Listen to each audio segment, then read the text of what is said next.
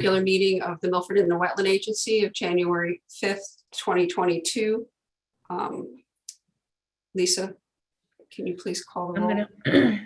Did you need to start the recording, Mary Rose? Yes, I do. And Blessing, can you please start the live? We are live. Just to notify everyone, this is also being live broadcast on the MGAT YouTube channel. Okay.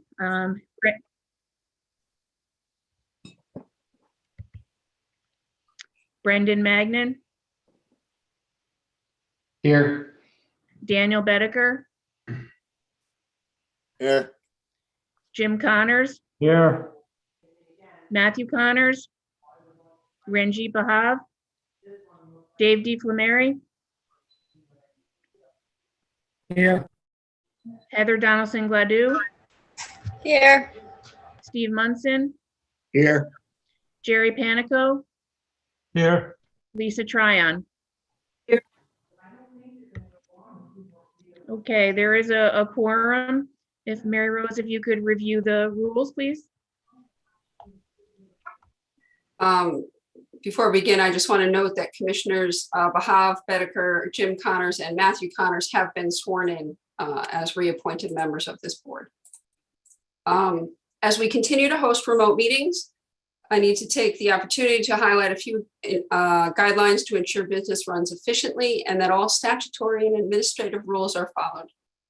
In accordance with the Freedom of Information Act and Governor Lamont's executive orders, this meeting is being recorded and will be made available on the City of Milford website. During this meeting, if members of the Inland Wetlands Commission would like to speak, please utilize the raise your hand feature via Zoom. All participants will be muted during the meeting unless recognized by the chair. After being recognized to speak, please state your name and address prior to making a statement. Okay, we're going to go on to the organizational meeting. If Mary Rose, you can review the chairman's responsibilities, please. Section 5.2 of the bylaws of the Milford Inland Wetland Agency state that the chairperson shall preside at all meetings and hearings of the MIWA and has authority that includes but is not limited to calling special meetings, directing or authorizing actions of the MIWA designated agent. When in the judgment of the chairperson or the agent, action is required during a period of time between regularly scheduled meetings or before a special meeting can be called. Appoint subcommittees for purposes and terms approved by the MIWA. Attend all subcommittee meetings as an ex officio member of each committee. And attend significant city meetings as required to represent the MIWA. Bylaws section 5.3, the chairperson shall have the privilege of discussing and voting on all matters before the MIWA, but shall not move or second any motion. Okay, so after hearing that, I'm calling for nominations for chairman, please.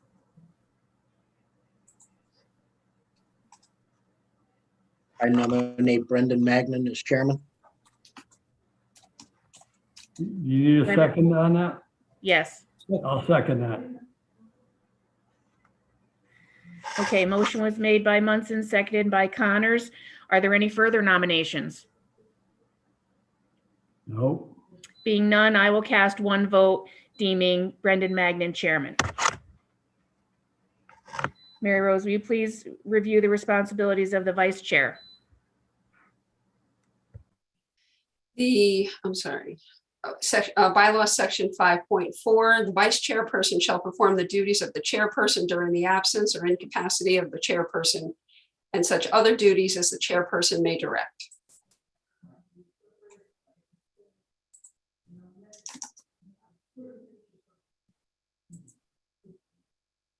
Do I hear nominations for a vice chair? I nominate Jerry Panico as vice chair. I'll second that. Do I hear any other nominations for vice chair?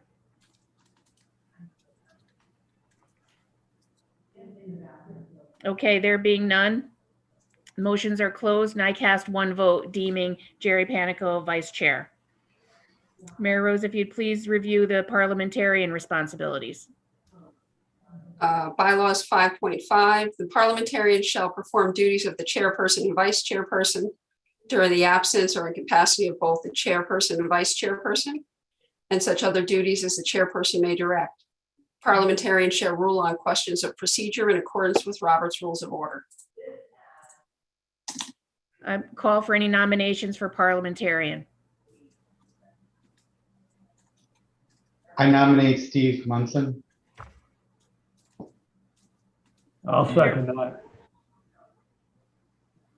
Do I hear any other nominations? There being none, nominations will be closed, and I deem Steve Munson parliamentarian. Okay, so now the meeting will be turned over to Brendan. I can't believe I did that. Okay, Lisa, thank you. You're welcome. Thank you for the nomination and the elections, and congratulations to Commissioner Panico and Commissioner Munson. And congratulations to everybody who was reappointed. Your service is valued, and it's great to have your continuity of service. Moving on to the next agenda item, may I ask for a motion to allow Compliance Officer Mary Rose Palumbo act as the designated agent of the agency? I'll make that So motion. moved. Okay, the I'll motion's been second that. Motion's been made by Mr. Connors and seconded by Commissioner Donaldson Ledoux. Do we have any further discussion on the motion? Hearing none, all in favor? Aye. Aye. Any opposed? Any abstains? Motion carries unanimously. Thank you, and I'll just note for the record that my resume is on file. Thank you. Great. At this time, we're going to move on to the regular meeting. And at this time, I would ask everyone to unmute yourselves and join in the Pledge of Allegiance. If we could all stand, and Mary Rose will display the flag. I pledge Pledge allegiance allegiance to the flag Flag of the United United States States of of America, America, and to the the republic republic for which for it which it stands, stands, And one nation, one nation, under under God, God, indivisible, indivisible, with liberty liberty and justice. justice for all. Great. Thank you, everybody, for unmuting. Now you could all mute yourselves again. We'll proceed with the next agenda item. Mary Rose, if you could display that, that would be great. I believe it's public comments. Is there anyone here from the public that would like to speak on topics that are not otherwise covered on the agenda? Is anyone wishing to speak from the public on items not otherwise on the agenda? Please unmute yourself and I'll recognize you. Calling for a third time. We're going to close that agenda item. We're going to move on to old business. Mary Rose, could you introduce this one to us? Sure, give me 1 second.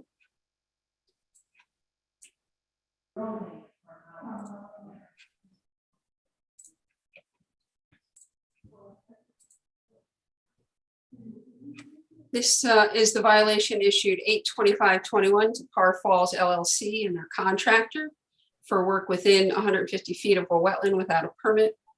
The planting plan that was requested by the agency was received and reviewed at our meeting on December 1st, 2021. At that time, the agency required the following information be submitted by today. A design for environmental signage along the parking lot railing to notify and educate that the area is a wetland and stormwater retention area, and topography to be added to the plan in the area of the patio and wetland. We received the signage and landscaping plan with the topography yesterday, and they are on the link in the amended agenda. And you're seeing the signage right now. That was designed by William Kenny and Associates. Questions before the agency tonight are, is this draft sign acceptable to the agency? If not, what do you need to see? If the planting plan, which I'll display in a second, with the topography is shown as acceptable to the agency? And does the agency feel that a planting and mitigation bond is required for this project? If so, does the agency want a 2 or 3 year monitoring period with reports twice a year in spring and fall from the applicants, professional wetland scientists on the status of plantings and any of their recommendations? With us this evening, we have Bill Kenny of William Kenny and Associates representing this project. Great. Thank you, Mary Rose, for the introduction, and thank you to Mr. Kenny for the recommended sign. I did open it up for questions from the commissioners. Any feedback on the sign? We have a motion to accept it as presented. Other questions? I think the fine looks very nice. The sign looks very nice. Yes, I agree. It looks good. It's very informative. Very well done. Yes. Thank The you. motion, we accept it. I'll make a motion to second that. Great. And actually, before we, sorry, there is a motion on the floor, so we'll have to entertain it, but just as a matter of discussion, Mary Rose, don't we want to entertain all of the items as part of this application, such as the bond determination at once, or do we want to? For discussion purposes, the agency may like to make one motion that incorporates the signage, the bond, and the planting plan. At our last meeting, as I said, it was requested that the contour lines be put on the planting plan, and that is what you're seeing now. Right, so does it please the agency to modify the motion on the table or withdraw it? I'll withdraw the motion right now. So we, just until we have time to, Yeah. the two other matters. Okay. Through you, to Mary Rose, did you have an opinion on the bond? Typically for planting, we would require a minimum of 2-year bonding. That would be for initial installation of plantings to make sure there's hardy stock that will survive, and Okay. twice a year for 2 years. We have been moving closer to the 3 to 5 years. This project is very well planted at the moment. Hopefully with reasonable stock, it should stabilize within 2 years, but we would be getting the reports from the monitor. Okay, should we go with the standard, you think, then? I think so, Jim. Don't you? I think I'm comfortable with what you recommended, Mary Rose, the two, especially given the small size of this and the kind of really well-designed and conceived plan. I'm comfortable with it. Are other members of the commission comfortable with 2-year bond? I am. I'm okay with that. I think since they've already proceeded and it's already sort of underway, I think 2 years is sufficient. Yes, I think that's acceptable. Great. Through you, Mr. Chairman, if I may ask a question, Mr. Kenny. Mr. Kenny, the floor is yours. If you could just announce yourself, state your name for the record. I just wanted to ask Mr. Kenny, do you believe that plantings could be installed on the site sufficiently by June 15th? Good evening. I'm Bill Kenny, a principal of William Kenny Associates from Fairfield, Connecticut, professional wetland scientist and landscape architect. Yes, I do believe that plantings can be installed by June 15th. Good question, Mary Rose. We can make that part of the conditions then for approval. Thank you. As a condition. Sounds like that would make sense. Mary Rose, in your expert opinion, do we have everything covered on this one then? Do we think, it seems like we've got it pretty well covered from, this is now the third time we've discussed this, I think. It is the third time we've discussed this. Yes, the property owner has been responsive to the violation and has addressed the issues. And I think once these plants are put in place and with the signage, will go a long way to protect this area. Agreed. Any other thoughts from the commissioners? Anything that we need to consider that we haven't? Otherwise, Mr. Munson or Mary Rose, do you want to, well, before we read the motion, I guess we should be deliberate about what we're going to do here. That I'm assuming from everyone's conversation, we're going to approve this with certain conditions. Those conditions being the bond for 2 years, the plantings being installed by the 15th of June, and the signage as presented being installed. Is that consensus? Is that, Steve, do you want to take us through the motion that we drafted in consideration of this? Thank you. Sure. Mr. Chairman, I move that cease and desist order IWC 210055 35 Prospect Street be modified and that the property owner submit a mitigation bond to be calculated for the installation of plantings on the plan entitled Planting Plan 35 Prospect Street, Milford, Connecticut by William Kennedy Associates and monitoring of the plantings and installation in spring and fall for 2 years with reports by the professional wetland scientist or landscape architect submitted to the MIWA within a month of the site inspection, bond to be submitted by 4/1/22. Install wetland plantings as shown on the above plans by 6/15/22. Install environmental signage along the parking lot railing to notify/educate that the area is a wetland and stormwater retention area by 6/15/22. That is my motion. Thank you, Mr. Munson. We have a motion. Do we have a second? Second it. We have a second from Commissioner Connors. Do we have any further discussion on the motion? Hearing none, all in favor? Aye. Aye. Aye. Any opposed? Any abstaining? Okay, the motion carries unanimously. Thank you, Mr. Kenny, for representing the property owners this evening and for all your hard work on this. Our pleasure. Thank you for the collaboration. No, thank you, and please pass our appreciation to the property owners on our behalf, if you could. I will. Have a good evening. Thank you. Good night. Moving on to the next agenda item, F1. Mary Rose, do you want to introduce this one? This is IWPA 210086, 1500 Windward Road. This is a proposal for a 6-building condominium expansion at Caswell Cove Condominiums.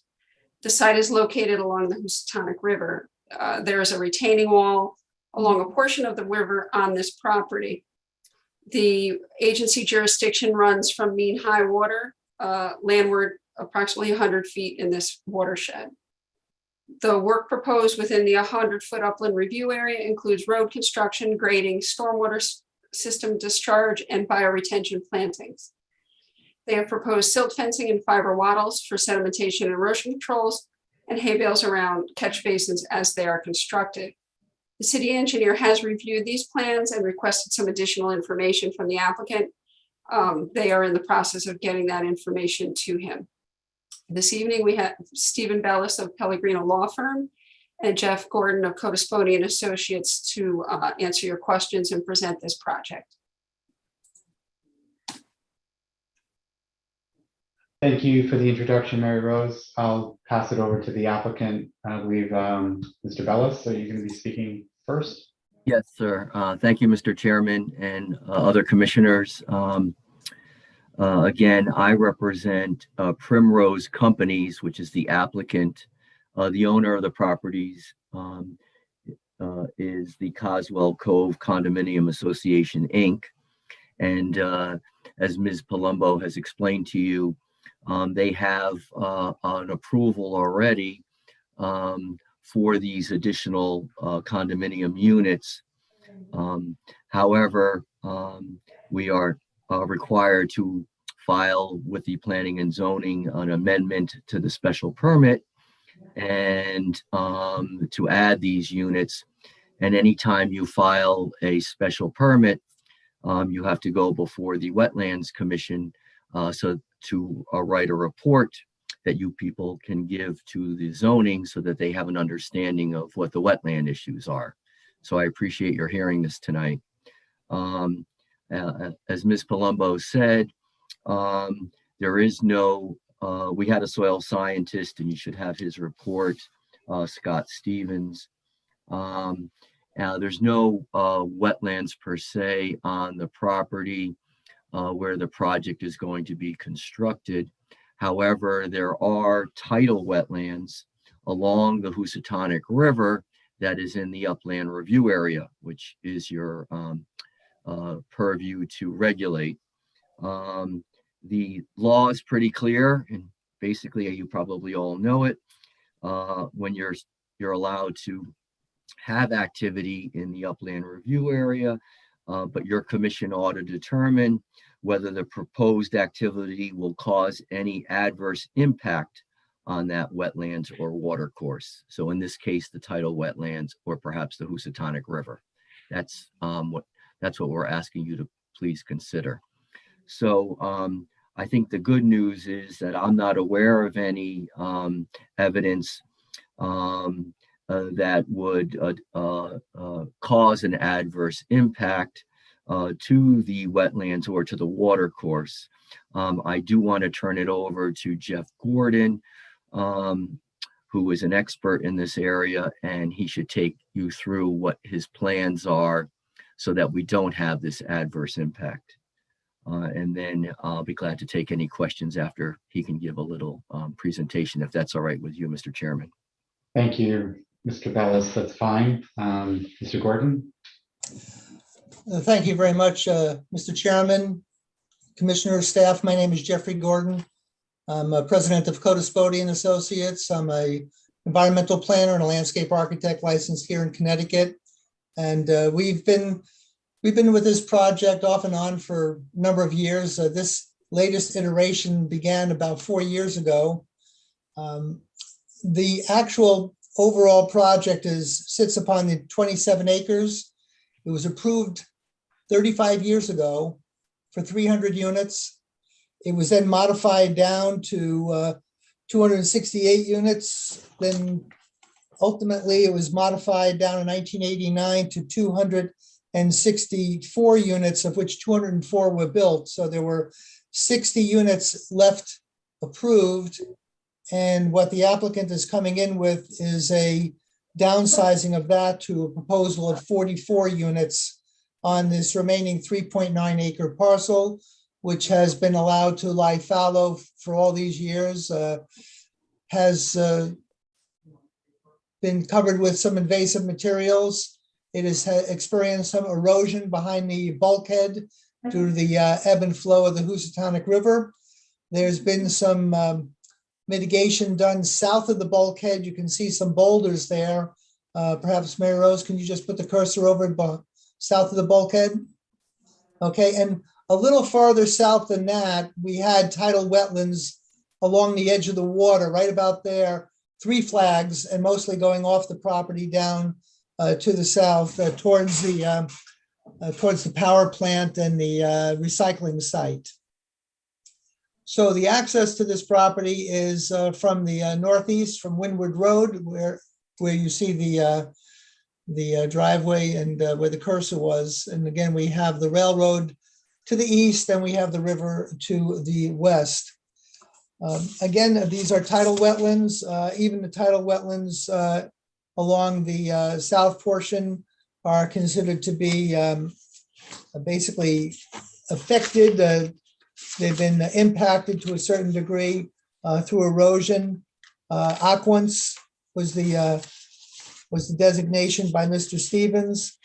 And what we're looking to do here again is to keep our building area out of the flood area, above that and beyond it to the east of the flood zone line. That you can see the heavy dash line that bifurcates the property. And just to the left of that, you can see the 100-foot right there. That's the 100-foot offset from the mean high water. Nope, to your left there, a little Mary Rose. Yeah, it gets a little funny there. Okay.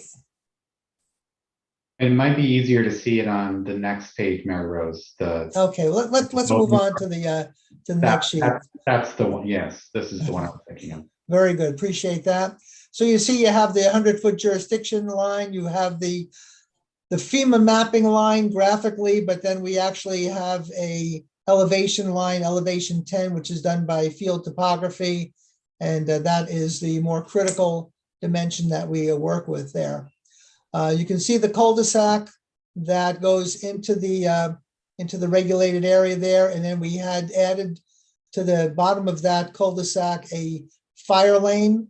What happens is the fire trucks like to be able to get to a point where they could reach 150 feet behind the buildings from any location. So that was a requirement of the fire department. So that we're able to do.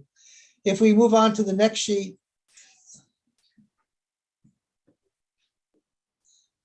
we can see that there's quite a bit of drainage that's taking place here, picking up all the roof drains, infiltration, stormwater quality structures in the center island of the cul-de-sac, and a discharge outside the coastal jurisdiction line and just at the top of the boulder area.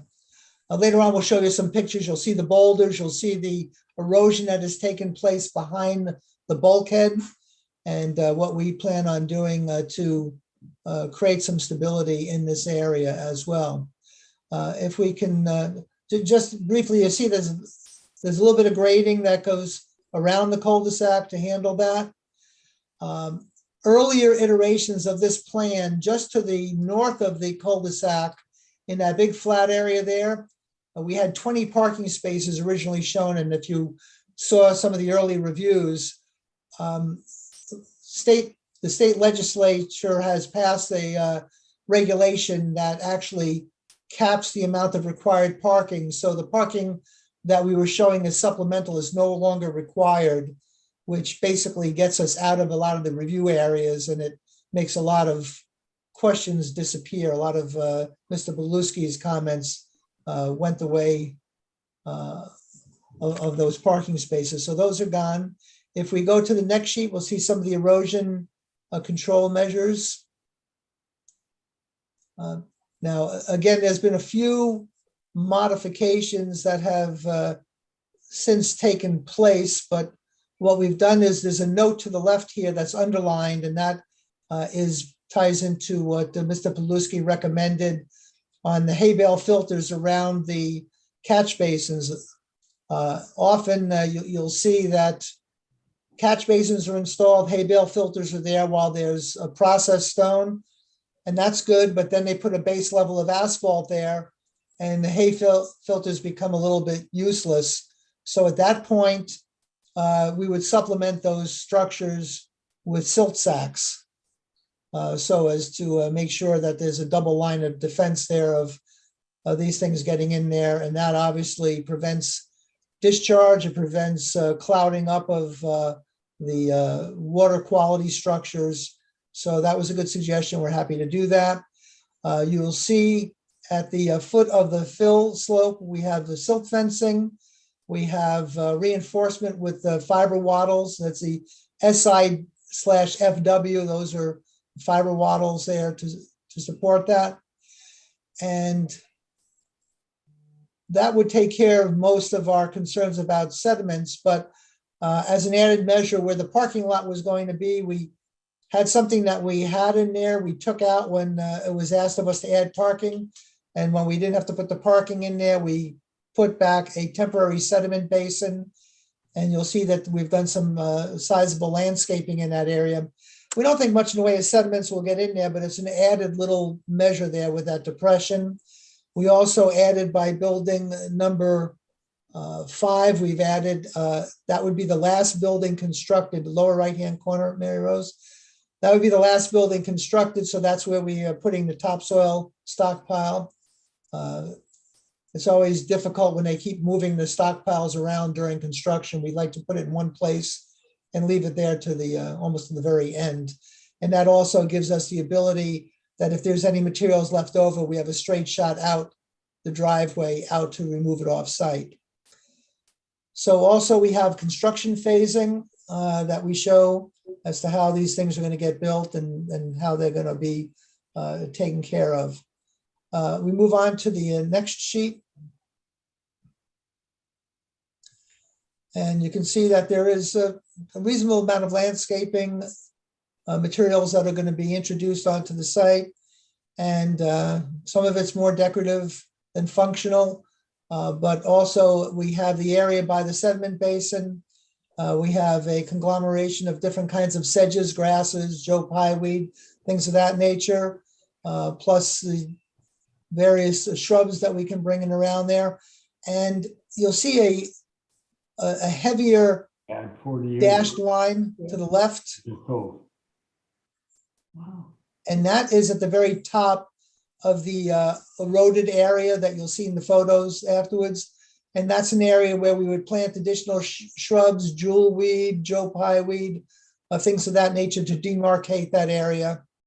And we're really not touching that area at all. That would require a deep dredge and structures permit modification, something that we're not looking.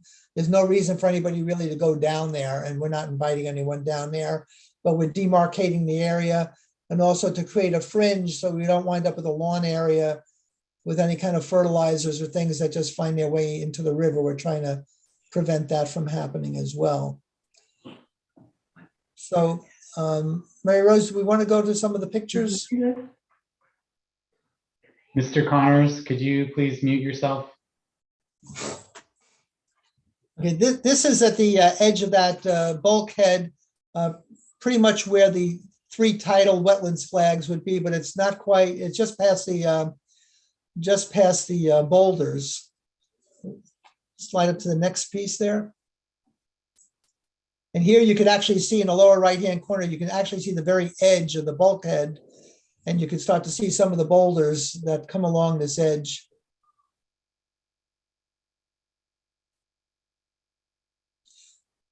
It's a great place if you want to grow autumn olive, I'll tell you that much. There's a lot of autumn olive on this site.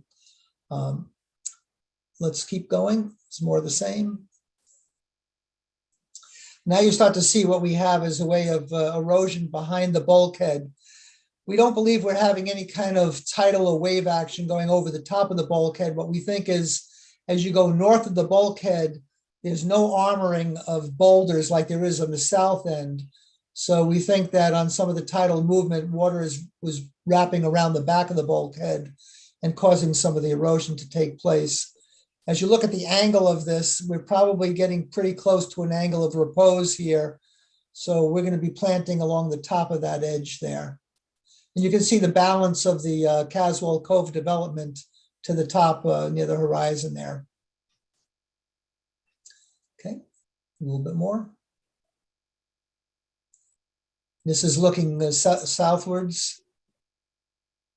The bulkhead actually happens to be pretty stable. You can see the dead men and the cross bracing taking place there. And you also see how the, let's stay there for a second, Mary Rose. You see how the bulkhead ties back, and then beyond that you have the boulders, which is where you have a more stable circumstance to the south end than to the north end. Okay. Continue on. A little closer. Okay.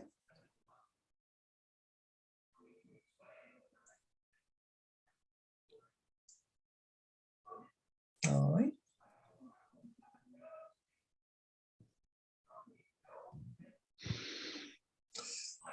Now a CAM application has been filed. That'll be reviewed through the zoning process and with the referral to the state on that as well.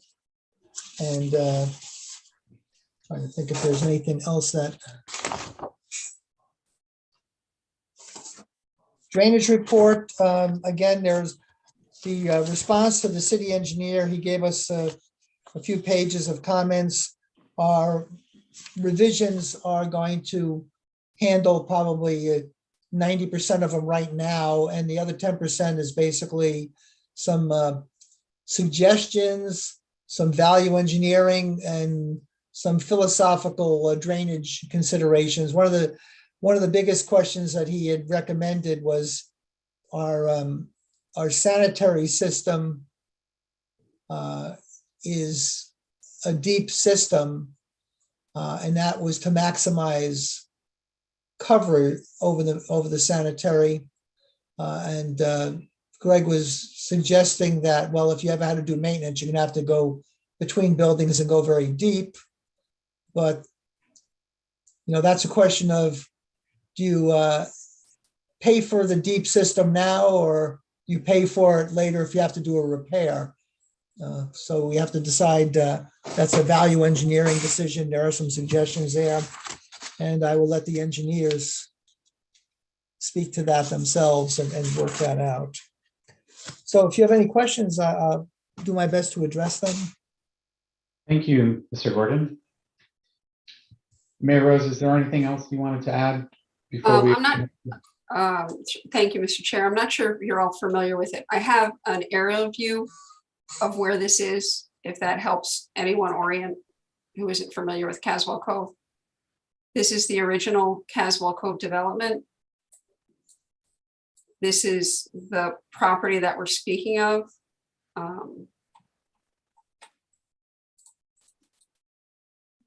And this is the area of the wall that Jeff just described the pictures of. And this little indent in here, correct me if I'm wrong, Jeff, but this little indent in here is approximately where that discharge would go.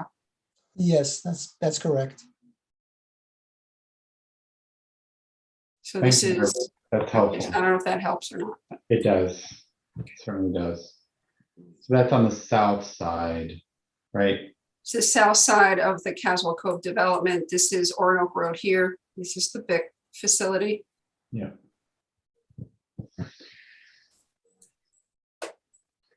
I'll open it up for questions from the commissioners. Please, it's probably several, so if somebody wants to go first.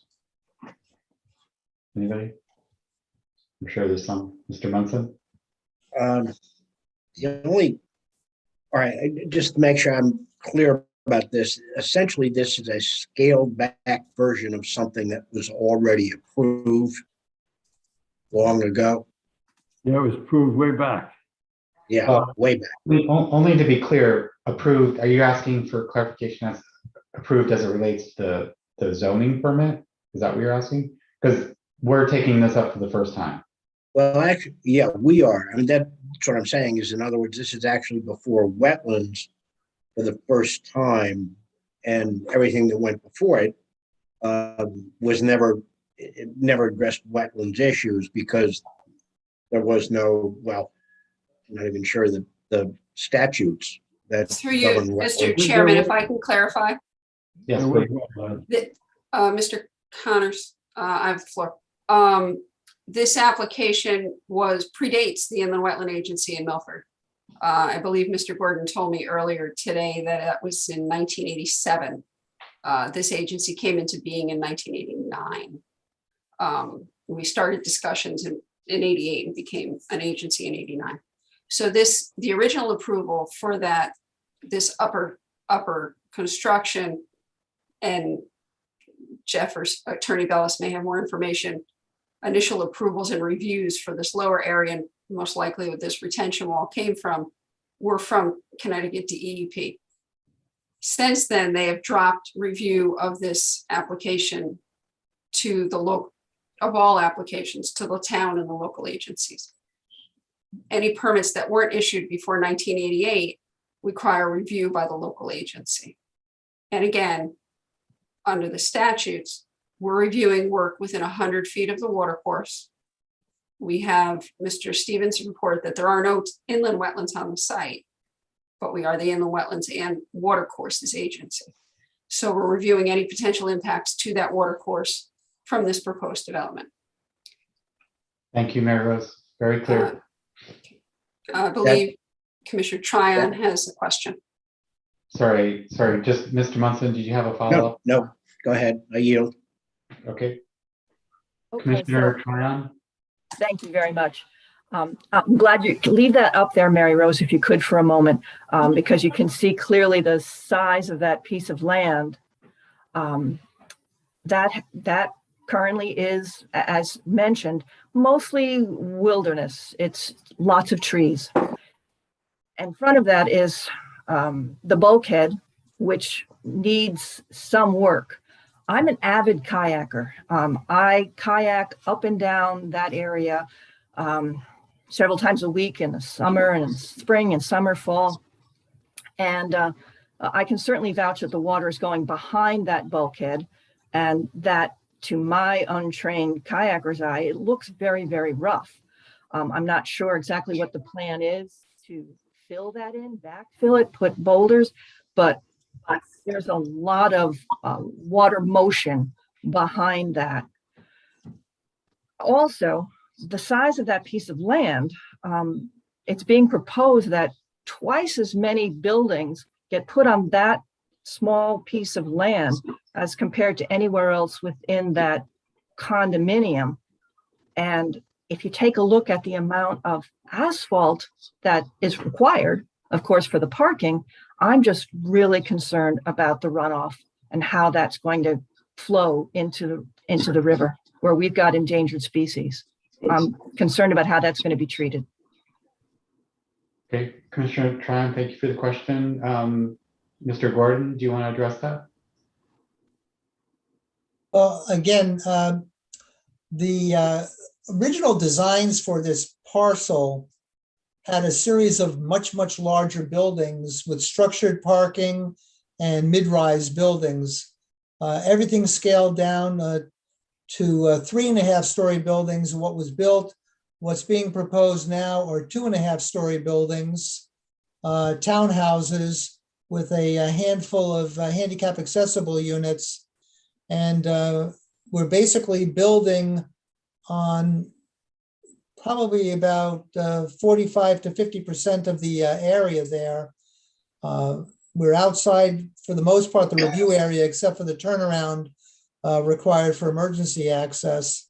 So density-wise, 44 units where they still have an approval zoning-wise for 60 units, and they were going to be bigger buildings, but maybe one or two less. This is more of a human scale type of a building. Yeah, I think, Mr. Gordon, I think just let me weigh in. I think Commissioner Tryon's concern is the stormwater impact. So I think, let me just finish. So let's just be clear, as an agency, we regulate the water courses and the, let's not talk about the number of buildings and the, the comparison of this proposal versus what was approved, because that's not really relevant. In our jurisdiction, what we care about is the water, treatment plan. So if you can maybe either defer the question and come back to us with a more exhaustive kind of explanation about what the water treatment plan is and how it either will or will not have an effect on the water courses, that would be in our best interest. The drainage report does address the fact we have water quality done by means of infiltration and by water quality structures. We have some infiltration that is behind buildings 2 and 4. That's picking up primarily roof drains, but then the other runoff is being handled through the water quality structures, and there's a series of them in the center of the cul-de-sac island. So, as far as stormwater retention at this level, the requirement is different because of where you are, but the water quality is the key focus here, and also the kind of plant materials that we're trying to bring in, this temporary sediment basin, which will eventually become a biofiltration basin, are all basically meant to address water quality. Commissioner Tryon, do you want to follow up on that question that you have? Well, again, thank you, Commissioner Magnan, because what happened in the past is not our concern. What might have been approved 30 years ago wouldn't go with the rules that apply now. And so I'm still looking at a great deal of land that's being covered by non-permeable roof line. I'm sorry. Am I still? Yeah, you have the floor, Ms. Tryon. Okay, somebody just Somebody jumped in. unmuted themselves. Yeah. I'm not sure who. So I'm not getting the answers I need to find out how that's being taken care of. Also during construction, I guess this is a second question, during construction, how is that sediment and that silt that's going to be created, how is that going to be kept from going into the Housatonic? I guess there's still a lot of unanswered questions in this plan, and perhaps it just needs to be worked on some more and come back to us. Or it could be, if I could, Ms. Tryon, it could be that we just need the experts to explain it to us because it may be in the plan. I myself have glanced through it, but it's being presented for the first time. So, Mr. Gordon, you may want to have, your professional soil scientist come and testify at the next meeting and explain, what the relevant impacts are likely to be based on the design that you have planned. Well, let me take another crack at this here in the sense that we have silt fence and fiber wattles around the toe of the development area to capture any kind of sediments. We have hay bale filters and silt sacks for all the drainage structures. We have outlet protection at the discharge point. The drainage report talks about stormwater management, and it says it's accomplished through a variety of best management practices, including water quality enhancements, detention and infiltration. The design of these features will be in accordance with the 2004 Stormwater Quality Manual by the Connecticut Department of Environmental Protection. The three components for this design: water quality volume is to be captured and treated. This is the equivalent of runoff associated with the first inch of rainfall. In the case of grass drainage channels, proprietary stormwater treatment devices, and flow diversion structures, it says the water quality flow rate is the basis of the design. The water quality flow rate is the peak flow associated with the water quality design storm. Then we have groundwater recharge volume. This is the post-development design recharge, getting the water into the groundwater. And then there's the runoff capture volume. And this talks about discharges that are less than 500 feet from tidal wetlands. We've handled all this by a hydrodynamic separator. That's what's proposed. It's going to provide for the treatment of water quality flow of 1.58 cubic feet per square foot based upon the tributary drainage areas. So these are calculated, they're formulaic, they're done by a computer program that to size the size units. It's sized to meet the minimum 80% of total suspended solids, which is the goal of the state handbook. The aggregate efficiency for this project is 85.3%. So we exceed the 80% goal. The impervious areas from the roofs of 2 and 4 are going to be handled by underground gallery system. You see the gallery system there. This will store and infiltrate a water quality volume of 818 cubic feet from the tributary area. Then we have, again, the other structures that will create water quality enhancements. And those structures, maybe you can go to some of the details on this, Mary Rose, so they get a little better idea. There's a substantial calculation program that's been provided to the city engineer. Okay, back there. Okay, you start to see the water quality structure there and the infiltration galleries. And then we also have the snouts. You see the snout there in the bottom row there.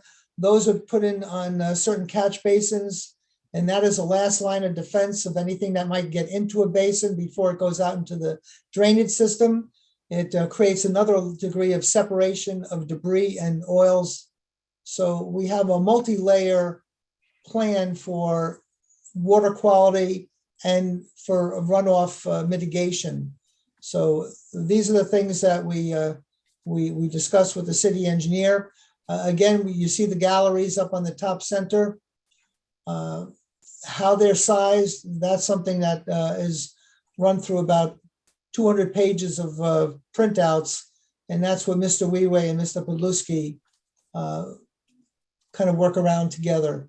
So again, the S&E measures are fairly robust. We have a tracking pad coming in there. We have silt fence, we have the wattles, we have the hay bales, we have the silt sacks, and then we have vegetation. Any topsoil that's going to sit for any extended period of time has to be hydroseeded. You have a silt fence around the topsoil stockpile to prevent there from being any runoff of that. And beyond the silt fence and the wattles, we have the sediment basin. So again, we have multiple layers that are done here to address this. Thank you for the explanation, Mr. Gordon. Through Ms. you, Myron, sorry, yes, Mary Rose, go ahead. through you, Mr. Chairman. Jeff, I realize you're not the engineer, but typically does Codispodian Associates use the new DOT and core numbers for calculating rainfall? The new And rainfall infiltration. Calculations are factored into all of our computations, yep. Those numbers to the new commissioners are instead of looking at the last, correct me if I'm wrong, Jeff, 50 years, they look at a shorter time period to catch our more intense rain events that we're seeing now. So infiltration structures that are designed through the programs engineers are using when they use that set of numbers will have a larger number of galleys or procedures to catch more rainwater because we get more significant rain events as we saw last year. Thank you, Mary Rose. I think that's a really important distinction to make. Ms. Chiron, are there any further follow-up questions that you may have on that subject? At this point, I think I'd just like to read everything over again because I also seem to remember seeing that the engineer, our city engineer, was looking for additional information, and I'm just going to hold off until that's, brought to us again. Of course. Yeah, and we're taking no action on this because it's being presented for the first time, so there's plenty of time to ask more questions and read more and review. Thank you for the questions. Mr. Munson, I believe you had something that you wanted to bring up. Yeah, I was just curious as to the retention systems or system of the existing buildings to the north. Is that similar? Is what they're proposing here similar to what's there? We did not do the engineering for that, but again, it was a different time and place 35 years ago. So I don't really know what they did. Very often they just let it fly, to be honest with you. Okay. That's fair. Is there a proposed maintenance schedule for anything that might have to be done with the retention system? We have a rough draft of it, but after Bob and Greg Podluski finalize what they want there, we'll have that because each of these elements, whether it's the infiltrators or the water quality structures, they have their own maintenance requirements, how often they're inspected, how often they're cleaned, how they're cleaned, the catch basins, how they're cleaned, vacuumed. We do have some comments about the maintenance and the operations of the S&E plans during construction. That's a separate thing, how they're inspected. But post-construction, long-term investigations, every annual spring after major storms, things of that nature, that will be finalized once we address some of these other minor concerns that they want to get around. But you will have that in time for your next meeting. Thank you, Mr. Gordon. If everyone could, just as a reminder, put your hand up if you have a question, but lower it if you don't have a question. So, Mr. Chairman, I apologize for that. I'm not quite sure how to find that on my computer here. That's okay, no problem at all. I think it's reactions on the bottom. You should see a reactions option. But it's no problem. It's just helpful Okay, because now I see Rajeet wants to weigh in and ask a question. So I'm going to turn the floor to you, Commissioner Bade. Good evening, through you, Mr. Chairman. So I see this temporary sedimentation basin. So I would like to know what is the plan after the work is done? Are they going to restore the site to match existing or what?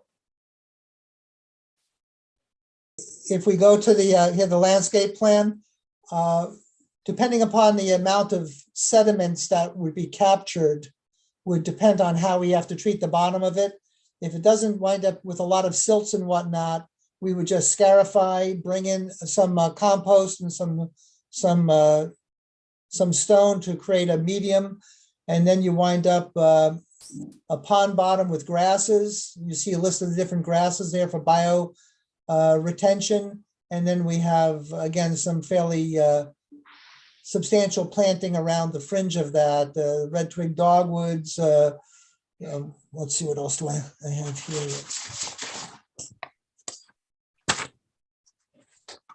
Everybody's print is too small, that's the problem. Yeah, it's very small. Shadwell, button bush, sweet pepper bush, forsythia spice bush, bayberry, spruce. So we have a lot there, not to have, you saw what's on the old section, they just have a big wide open lawn. We're not looking to do that here. We want to have something that's more naturalized. Along that question, I just want to tag on to Commissioner Bade's question.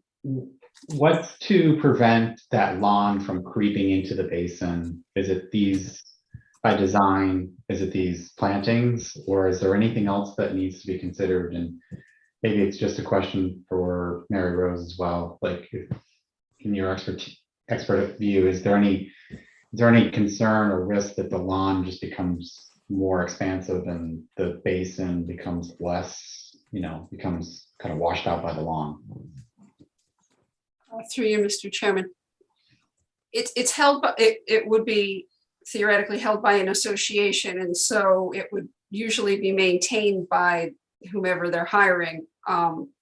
That person would do what the association bidding is. That being said, we have had plantings put in as a requirement for approvals, and 2 or 3 presidents and association changes down the road, if they clear the area because somebody needs, more grass, because they don't consult their documents. So signage, maybe some kind of environmental signage or something to that effect might be appropriate to try to twig a memory on some folks so that they don't inadvertently mow it down and we wind up with a violation in the future to have them put back what was originally approved. Yeah, Mr. Gordon, did you want to speak to that question as well? Yes, in most projects that we've done of this nature where we've put in biofiltration basins, we do have signs that basically go in on either end of it that basically identify these as biofiltration basins. And that's been something that's been required. I'm pretty sure of this commission on other projects and in other municipalities as well. It's something that I personally am not comfortable with at the moment. I need to mull this over a little bit, but it struck me as a concern as I look at the plan. I'd like the plan to be very intentional to ensure that the lawn doesn't become more expensive. I have a follow-up question, but I'm going to defer to Commissioner Donaldson if you want to go next. Yeah, I wonder if it has a spot for the snow removal with the salt in it and all that. I don't want that to interior the lawn as well. Yeah, you were breaking up a little bit, but it's a great question. I think you were asking about the snow removal plan. So, Mr. Gordon, can you speak to that, please? Well, again, we do have some wide shelves along the driveways and whatnot where some snow would be deposited. Again, this is one of the reasons why we have the water quality structure. And it would have to be a condition of the association that they not use any salt products. And it's usually not that complicated for some of these associations to be educated that it causes their asphalt and their concrete to break down quicker when they use them, and it winds up to be a higher maintenance thing. So that would be something that we would have to document, that they would not be utilizing that. And salts get into the houses, into the carpets. It's being used less and less on a private level. Municipalities still use it quite a bit. But to the question, are there designated snow shelves? I didn't happen to see them. We didn't designate them, but we can designate them. Again, plow operators do what plow operators do, but we can suggest areas that would be appropriate. Yeah, I think the commission would like to see that. I'm seeing Commissioner Donaldson nod her head. So yes, that would be, I think we would expect that. Can I comment? Can I comment on the salt issue? Yes, Mr. Connors, go for it. I think the engineer is a little wrong on that. Our insurance company on our property mandates that we salt on every snowstorm, before and after. And they use a magic salt, which does not hurt the lawns or the environment. It's mandated by the liability insurance companies. Thank you, Commissioner Connors. Question for me related to the turnaround area, whatever that's called, the circular area. Is there any concern with like water runoff in that area, or is that just so de minimis that it's not really an issue? Like, is there just in terms of the impervious pavement there that's associated? Well, if we go back a couple of sheets, there is a double catch basin there. There is a structure that captures it and then runs it through the water quality structures. Okay, thank you. And then what does it do? It vacates the water on the boulders that kind of. The overflow to the left there. That's where the discharge is. It's outside the coastal jurisdiction area, and then it's not even a riprap area. It is solid boulder area there that it goes into, and that's where the discharge point is. Okay, and then my follow-up question was back to the area that has the erosion. What is the plan to stabilize that area? And yeah, Mary Rose, I'd really like your expert view on this. I mean, what's the best approach to resolve that? Through you, Mr. Chair. Right now, this area isn't being proposed for anything by the applicant. It is, if I'm not mistaken, landward, the mean high water line breaks at that wall. So our jurisdiction is, 100 feet from pretty much the water line of the wall. We don't have an application before us on this. Has Deep opined on this, Jeff, with you? Not at this point. They opined upon the piece to the south when we went in for the zone amendment on that one. But again, this would require a structures and dredging permit, or if there is a permit, a modification. And the owners of the applicant is basically a developer who is a purchaser from the Condominium Association. They don't want to embrace this at this point in time. There's no intent to use it. And I'm not sure what the state's going to do other than tell you to stay out of it. And Mary Rose, essentially your point is it's not something we have to be concerned about. At this time, they're not applying to fill it. It's kind of in a stasis. I can, at your direction, I can reach out to Deep and see if they've addressed this with the applicant. Mr. Gordon says they have, but if you'd like me to, I can.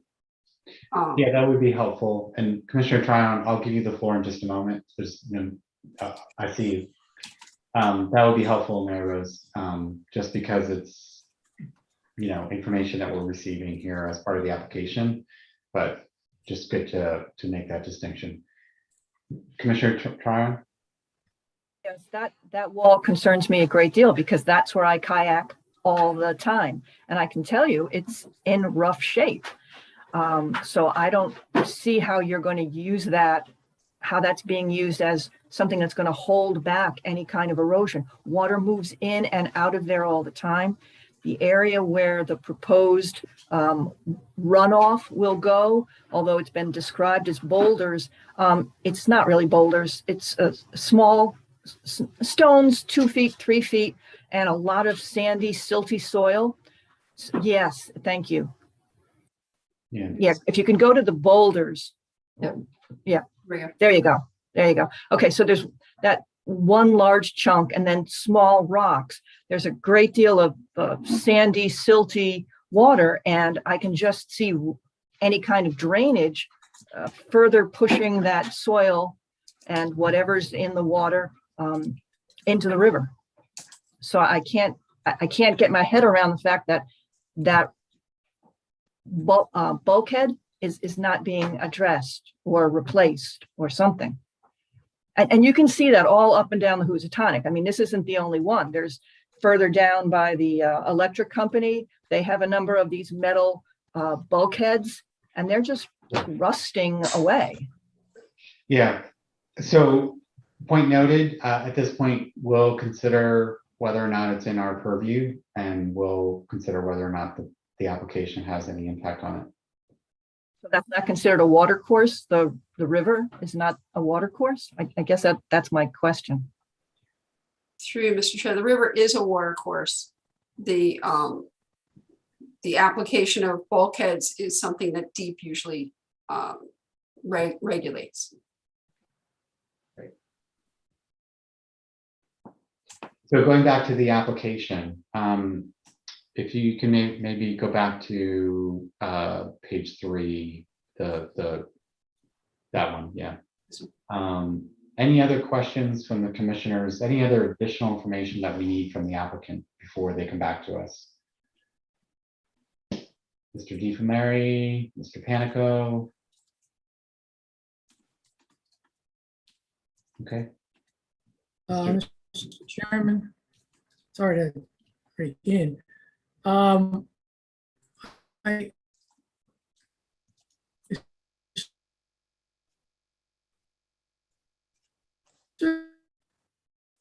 agree and they're expecting that has to be addressed. Yeah, Mr. DeFamari, we cannot make out what you're saying. You're breaking up. We'll come back to you. Going to give the floor to Mr. Panico. Yes, I think just to be specific with the application is that we have to regulate 100 feet from, is that the mean high line, high tide line? That's what we have to regulate, right? And as I can see, there is a 1 unit on the turnaround that they are encroaching over that line. Am I correct? Mary Rose, I think that is correct. Mary Rose, can you help highlight that on the future? Yeah. I'm trying to find the less dense plan. That one, yes. Right. Yeah. So the 100-foot upland review line is this single dot dash line. Yeah, so just to be clear for all of us, is that we have to regulate what is encroaching over that line. That's what I understand. Then planning and zoning will have to review everything that is probably, inside of that, in regards to paving, the amount of units and all of that. So what I would suggest is probably to be clear with us is that how the applicant is going to mitigate the area that they are encroaching the 100-foot line, especially around the turnaround with all the contours gets together. And it seems like it's gonna be kind of a steep slope there. I see the trees that are around the turnaround, but probably a little bit more landscape that will help but I will leave that to the, to the experts. Yeah, and if I could, Mary Rose, could you go back to the previous one that was the previous page you had? I think that was, yeah, this one seems to be more clear. So to that point, to Mr. Panico's point, question for Mr. Gordon. Have you guys considered any alternatives where, for example, that building that's on the southwest side is not encroaching on that line? Have you been able to, did you consider any alternatives, any prudent and feasible alternatives where these buildings were kind of moved to the east? Well, we do have a number of setback requirements. We do have a separation between buildings 5 and 6 that we're required to do. And again, there was I'm going to tell you, it took almost a year to get a definitive answer as to how to do the setbacks on this project due to building height, separation between buildings, and what was a front setback and a side setback. So we have moved these buildings a bit, and we think that this provides the emergency access to the east that was required for the fire department, and from the west that was required by the fire department.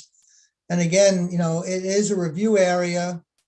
It's not a setback per se, but a very small area of the building is in there, but we're up above the flood elevation, which is really a pretty significant activity. Now, of course, more planting can be added. There's no question about that. We could certainly do that.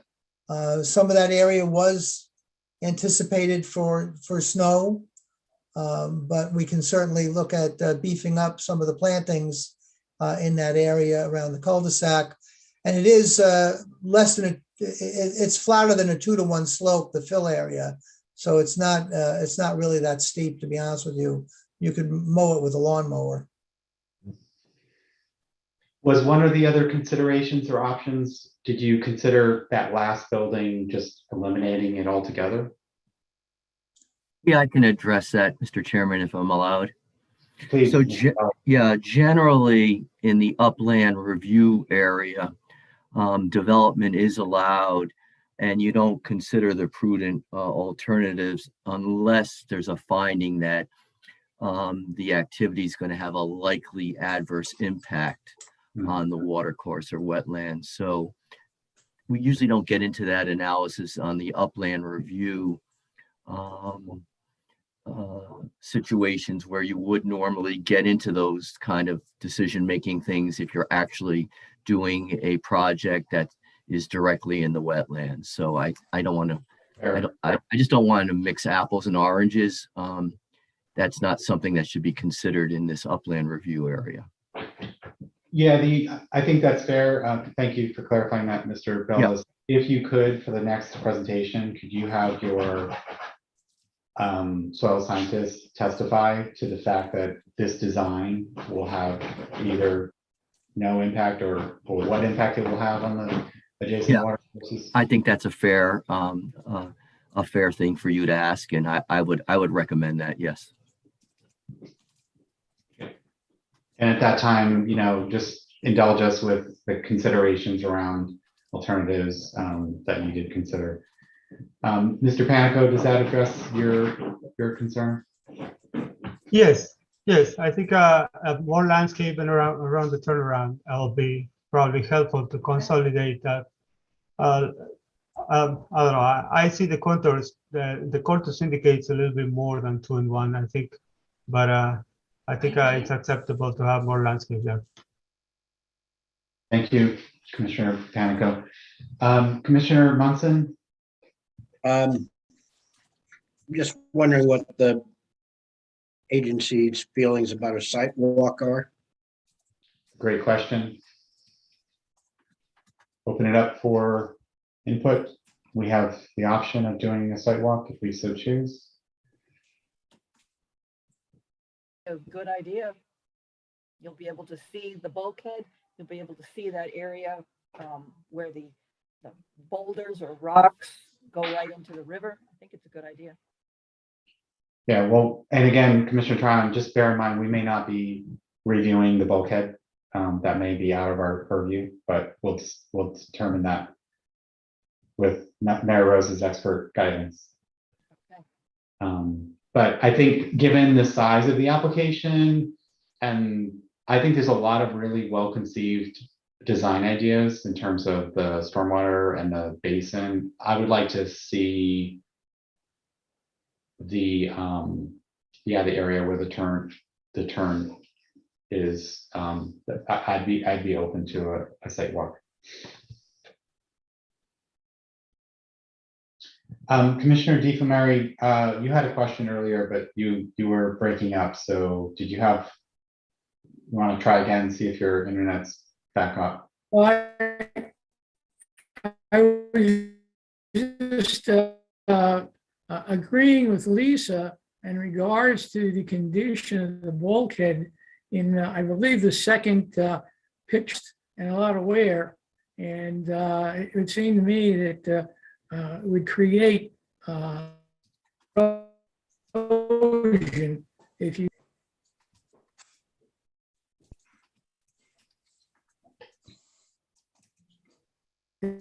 Did I get through? Yeah, I think we're gonna have to.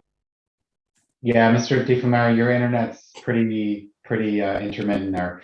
I think. Yeah, I'm getting.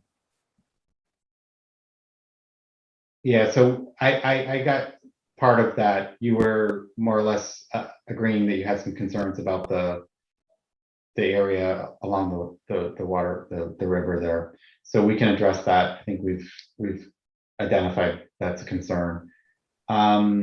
Mayor Rose, are there any other considerations that you wanted to suggest we discuss before we consider a motion for a site walk? I just want to consolidate information that the agency would like to see for the next time. The agency is interested in the location of snowplow areas. Any alternatives, if there were any. They're interested in more planting or trying to mitigate that slope area. If I captured Commissioner Panico's suggestion. As well as addressing the potential concern of the lawn becoming more expansive. And environmental signage for the bioretention area. Yeah, or whichever. I'm not narrowly considering that's the only option. I think the main point is that it's an intentional plan. Right. And then I believe the only other there was something else. Snow. Oh, I think that soil scientists report, if perhaps the soil scientist could testify to the fact that, the design as proposed, what impact will it have on the wetlands and watercourses? Sorry, not the wetlands, the adjacent watercourses. So you'd like their professional wetland scientist to give his opinion of the plan on the wetland and watercourses. Yes.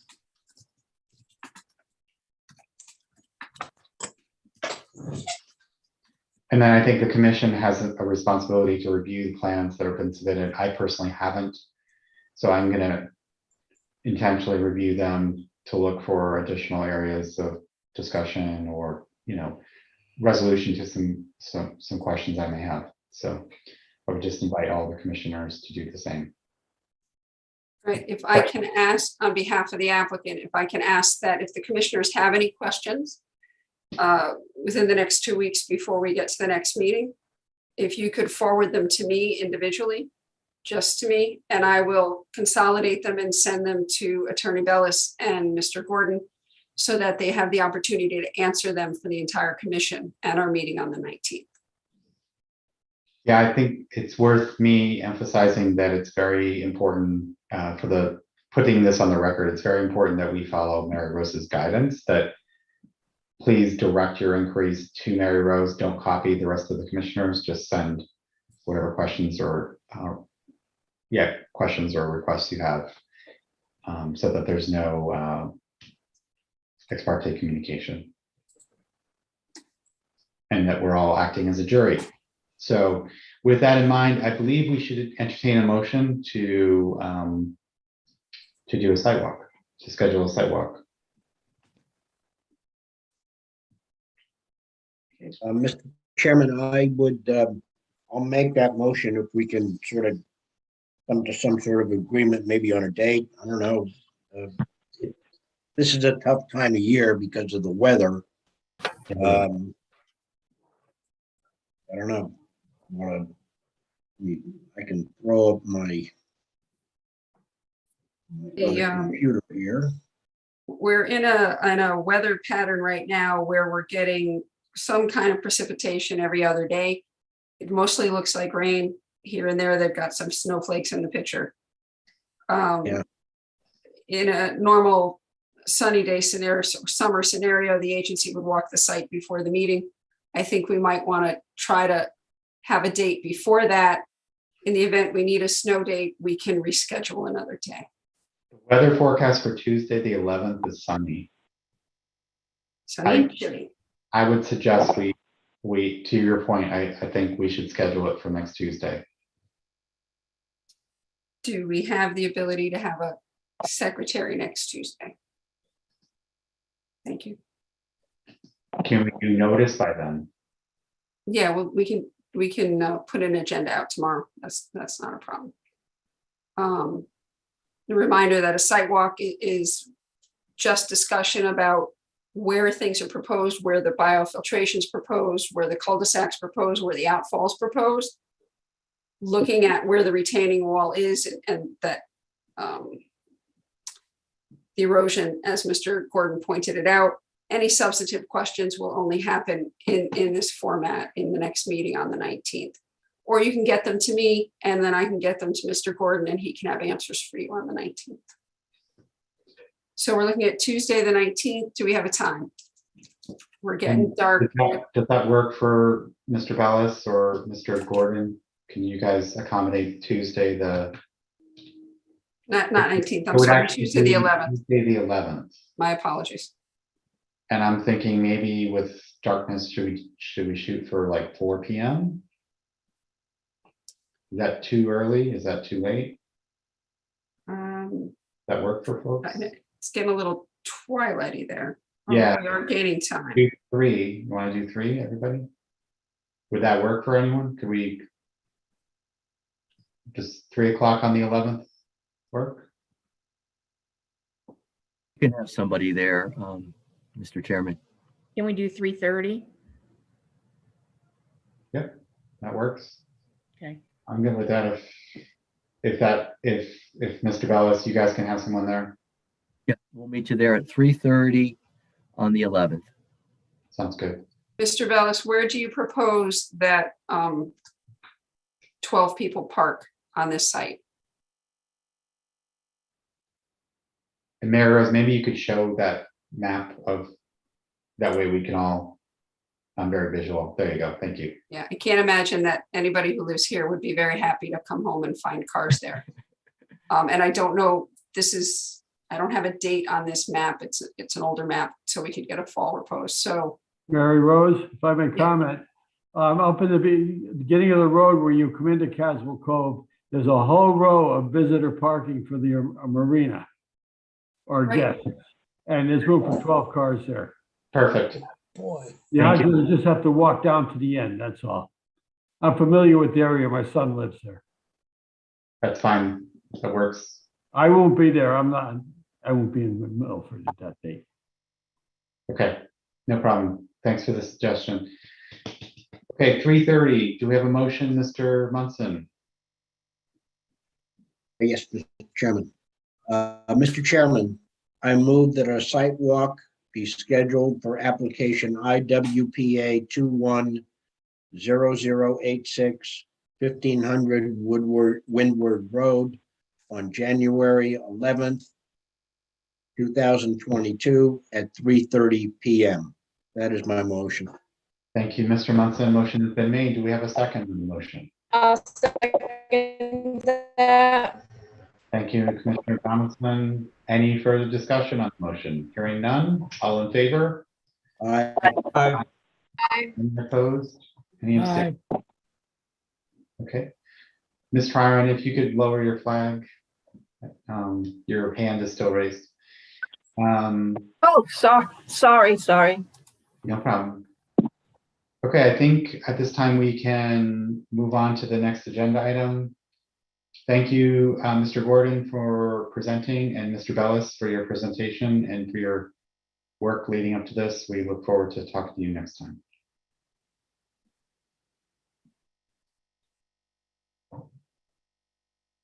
Okay, moving on to item number F2, I believe it is. Mayor Rose, do you want to present this one? Yep, this item is PA 210084, 1 Smiths Point Road.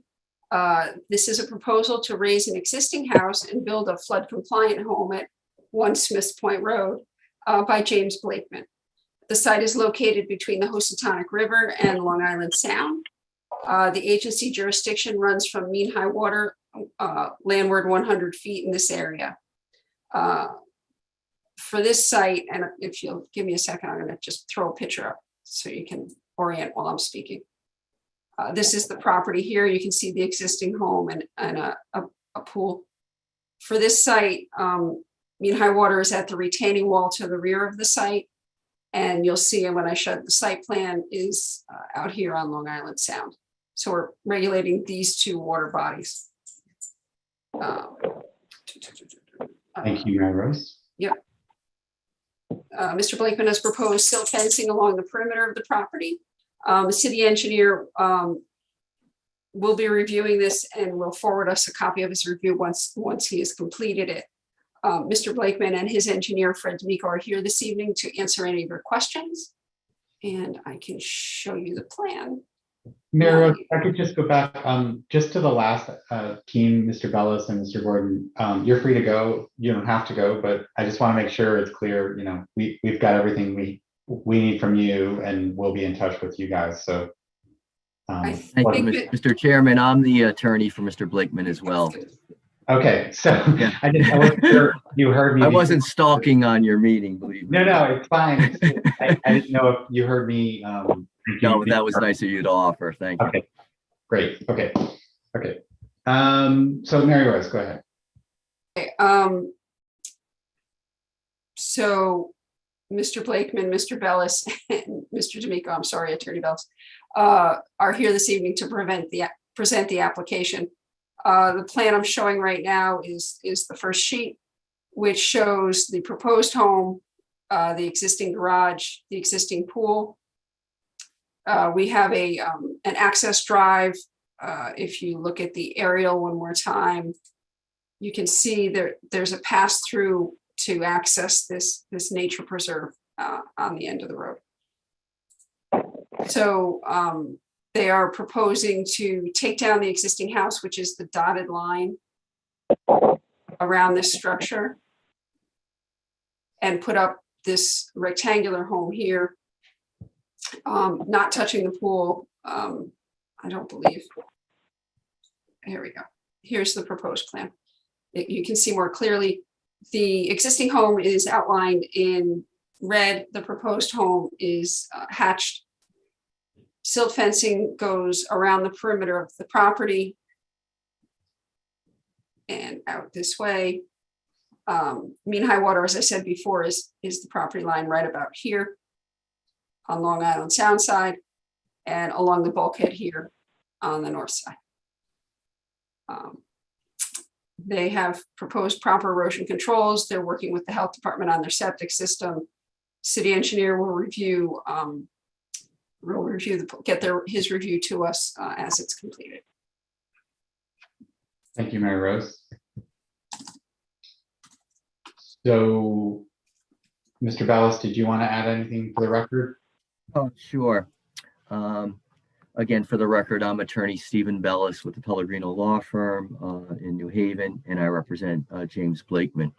As Ms. Palumbo has explained, James Blakeman currently lives here at One Smith's Point, and the house is in disrepair, and it's his plan to remove the existing home.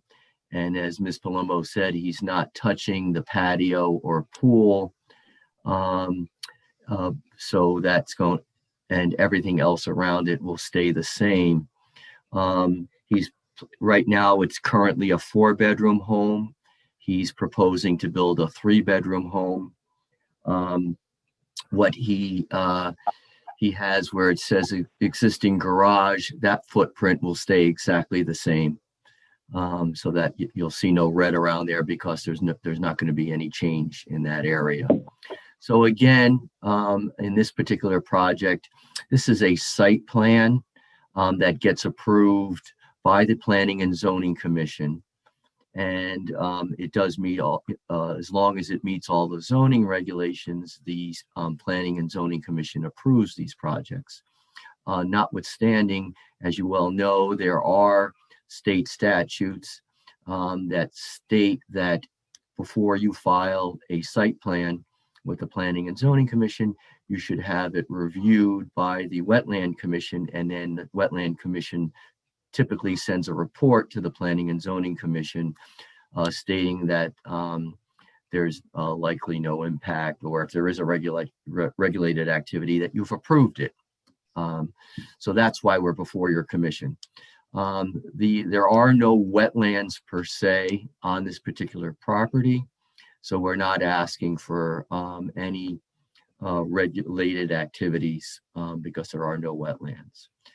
So what we do have is we had a soil scientist, and you should have his report, Steve Danzer, investigate the property, and in his opinion, there are tidal wetlands along the Housatonic River. And those tidal wetlands are in your upland review area. So we're asking you to look at this as you would any other upland review area, that of course you can have development in the upland review area. That's absolutely permitted and doesn't have to be a regulated activity, but your commission is just to look at and to determine whether there's likely going to be any adverse impact on the water course or those tidal wetlands. So that's the job that we're asking you to look at for us, and then send that report to the Planning and Zoning Commission. After speaking with Fred D'Amico, and he can address things with you and the soil scientist, there does not appear to be any findings or evidence that there will be any adverse impact. And the applicant, I should point out that this applicant is a well-known builder in Shelton, has built many projects. So he knows what he's doing as far as the building is concerned. And so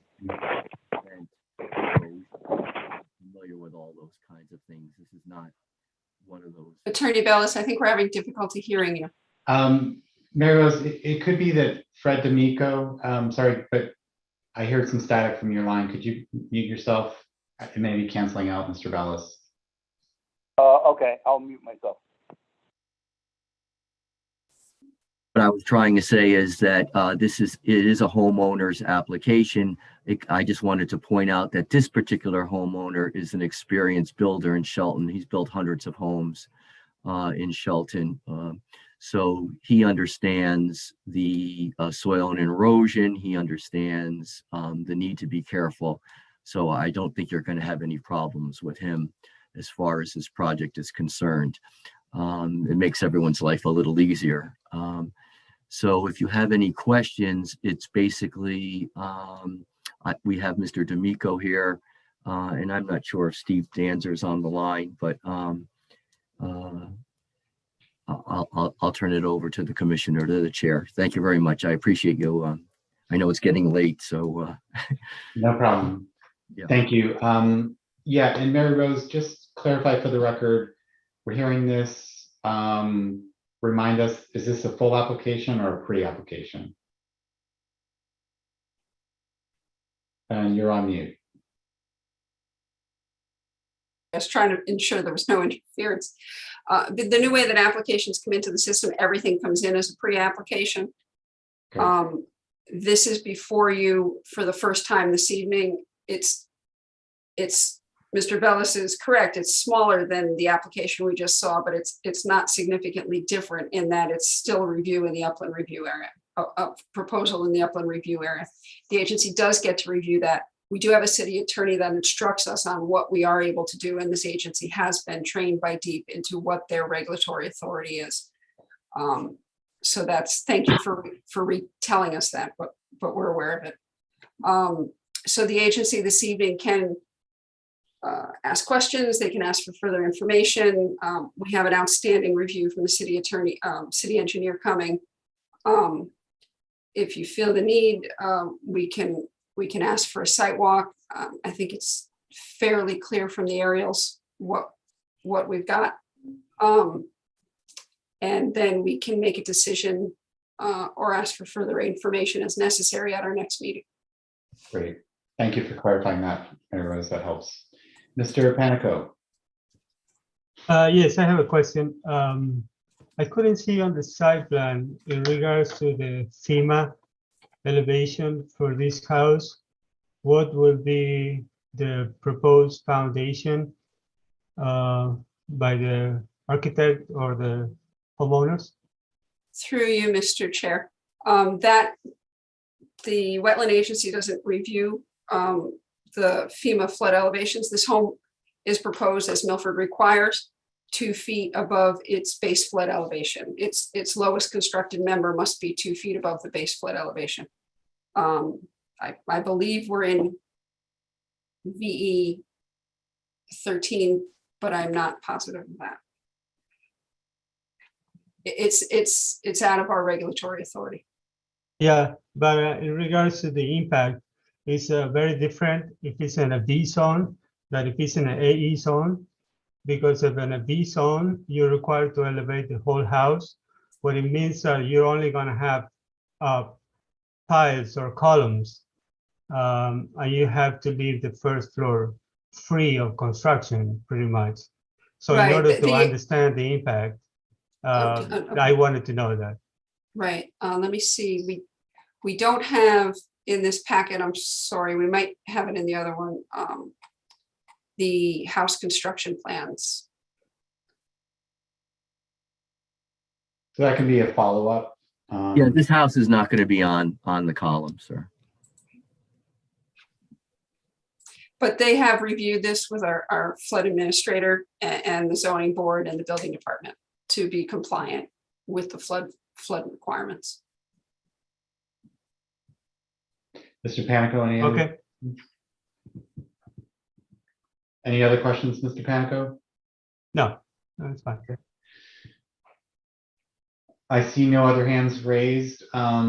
Just Mary Rose, in your expert opinion, does this have all the design considerations that you think we need to there are a few things that I can talk to Mr. D'Amico about. We don't have a location for soil stockpile. Most of the homes down on the water that we have will have a site that they take to. I'm sure Mr. Blakeman has one. They'll take the soil off site rather than store it on property because it's hard to get it off site once the house is built. And so question of, is soil going to be stockpiled or is it going to be located off site? The construction schedule calls for monthly review of erosion and sedimentation controls. We typically ask for at least weekly, and that the contractor, who happens to be the homeowner, at least look at it on a regular basis daily to make sure that, and after a significant rain event, to make sure that it hasn't been run over. Silt fence has a lot of things that happen to it. Run over, gets deer, deer eat it, kids move it. Just make sure that it's still up and functioning. Those are simple things. I'm sure the city engineer will hit on those as well. And I will get them to Mr. D'Amico in the morning. Great. On the soil scientist report, I noticed that it was, very sort of generic as they are. It doesn't actually say anything about, there's no opinion from the soil scientist about the design of the plan not having any impacts. Is that something, Mary Rose, that we think we need, or is that? If the agency would like that, I can ask Mr. Dancer to opine on that.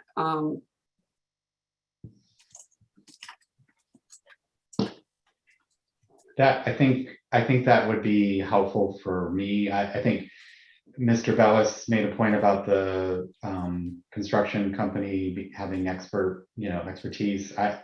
I'd like that connection be made between, the plan and the sort of reputation of the company. And I'd like for there to be some sort of commitment that, there's no impact as part of the design. Chair, I have no problem having that provided to you by your next meeting. Great, thank you, Mr. Through Mr. Danzer, yeah. Okay. Commissioner Bave, did you have a question? Yeah, through you, Mr. Chairman, just question about the existing leaching system. Is that system going to remain in place? Did you say heating system? Leaching. Hello, Mary Rose. Yep, you're on, Fred. This is Fred D'Amico, for the record, the engineer for the project. To answer that question, we actually, the new septic system has been designed and approved by the health department. You can see that there's a small area that's the existing leaching system that will be abandoned as per the state health code, and the new proposed leaching trench is basically right below that. It's almost in the same area. And furthermore, when we did the septic testing, it was basically all sand.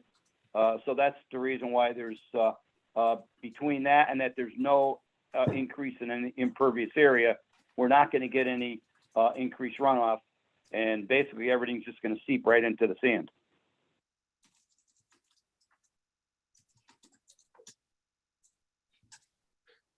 Commissioner Bave? I think that answers my question. Yeah. Thank you very much. Mr. Panko, did you have another question, or your hand is still raised? Yeah, no, I'm sorry. Okay. Any other questions from the commissioners? Any additional information? I'm just going to weigh in. I don't see a need for a sidewalk. I'm comfortable with reviewing it on the basis of the information we've been given and the follow-ups. I agree. Mr. Munson, thank you. Mr. Connors, I'm sure you agree. I agree, but I'm not going to be there, so it really doesn't matter. Okay, moving on then, I believe, unless there's any additional questions, Mary Rose, do you want to summarize what we will want from the applicant? Yes, we'd like Mr. Danzer's opinion on any potential impacts to the resources, and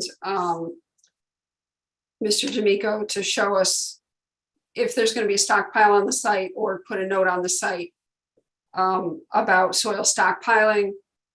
We also, although if you've already done a test well out there, you'll know if there's any dewatering, that's to a silt sack or to a frac tank. And that we ask if you have dumpsters on site in the event of a potential flood event, if this work is in the summer and we have a potential hurricane coming, that those dumpsters be removed from the site at that time. We've had some issues in sites where people have dumpsters on them and they get put in the marsh, and then they're very difficult to get out. And I have those notes and I will send them to Mr. D'Amico. Great, thank you, Mr. D'Amico, Mr. Bellis, for your time this evening. Thank you. We'll see you in a couple weeks. Thank you.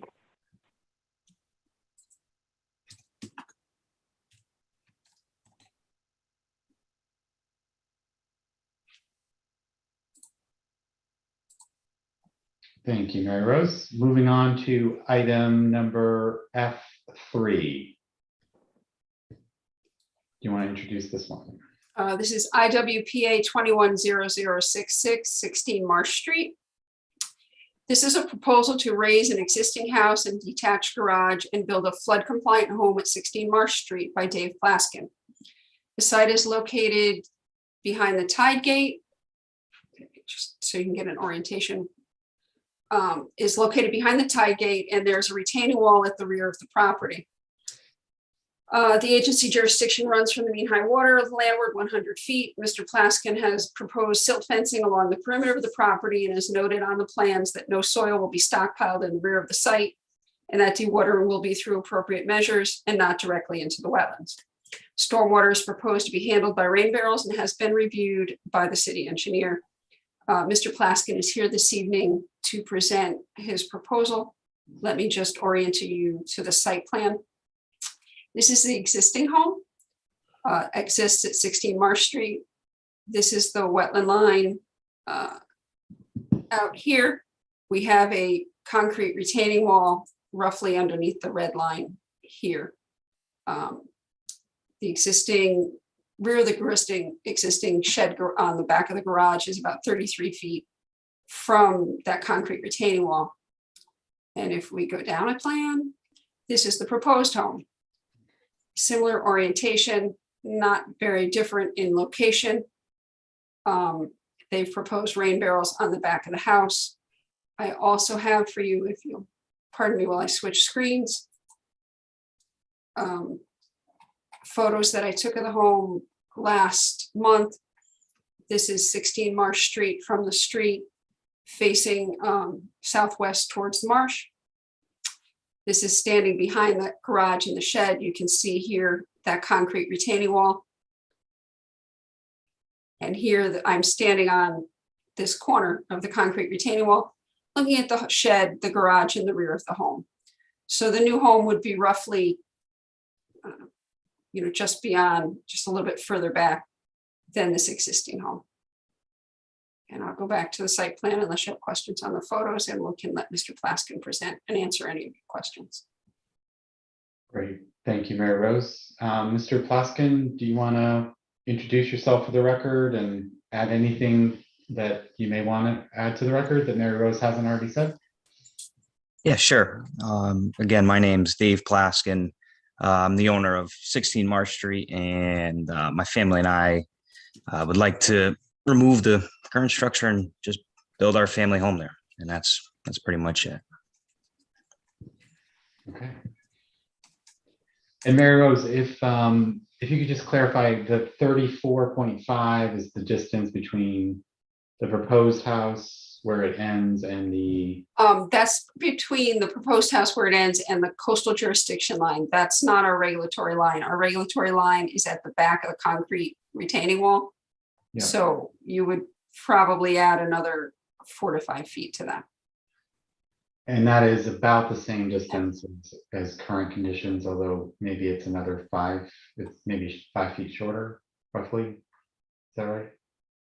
Or... currently from the back of the shed to that coastal jurisdiction line is 33.9. So there's a little bit of an angle in that coastal jurisdiction line, but it's roughly going in the same position. They'll still have a bit of a backyard between them and the retaining wall.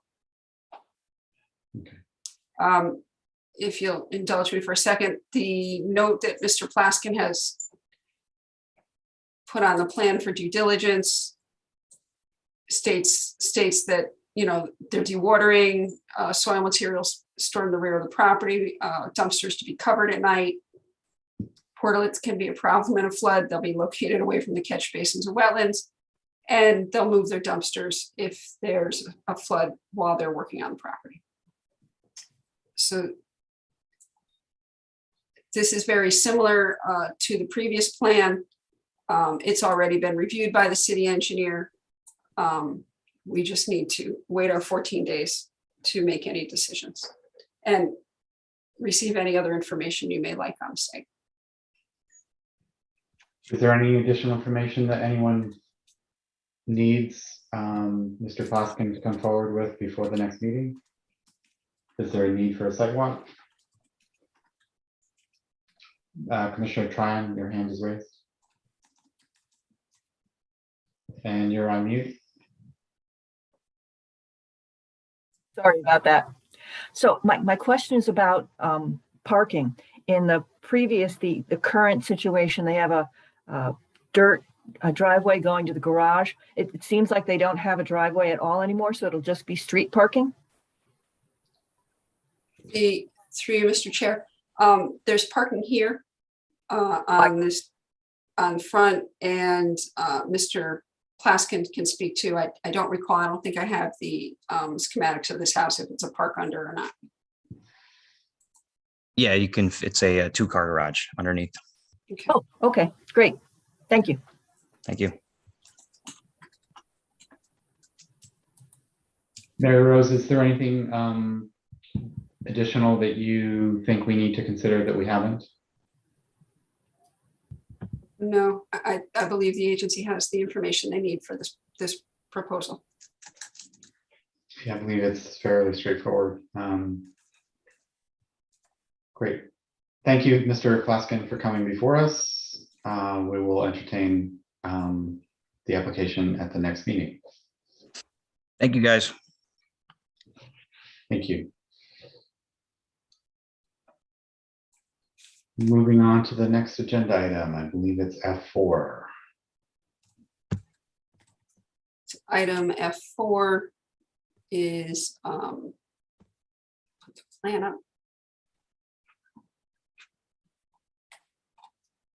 Also, IWPA 220002, 7 Smith Avenue.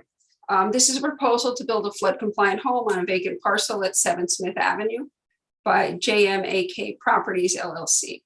Site is located along the beach with mean high water at the retaining wall on the southern property boundary.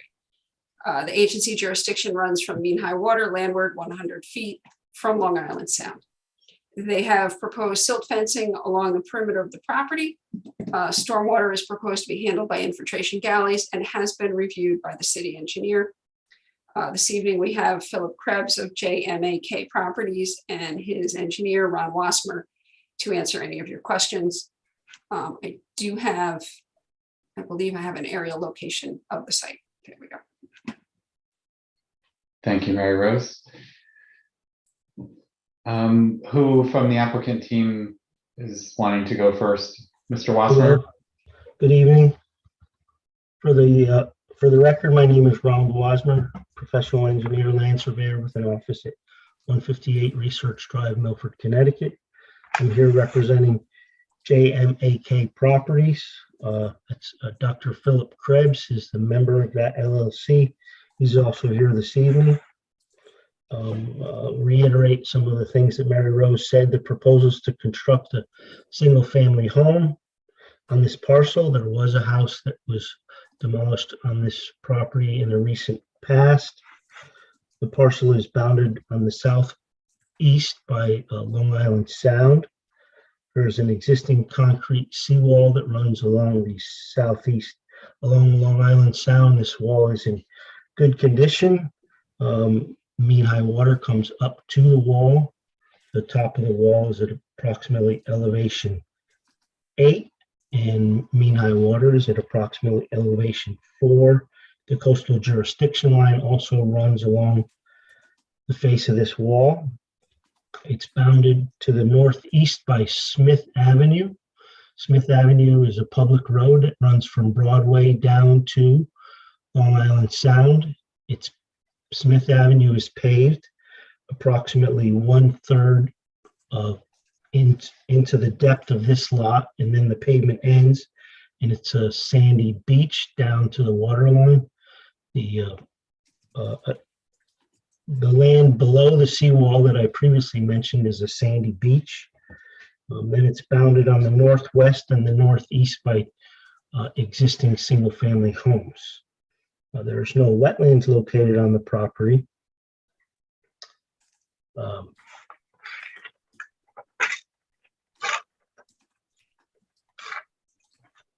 There's also a wall that runs along Smith Avenue as the topography drops down towards the water line. The wall runs from basically 0 tall to the matches up with the seawall along the Long Island Sound. The soils on this particular property are sandy soils. There's some small areas of pavement from the previous house. The topography is flat. It runs from elevation 7 to elevation 8. In my opinion, I don't see any adverse impacts to the watercourse of Long Island Sound. There is minimal potential for erosion during construction. You have erosion control features indicated on the plan.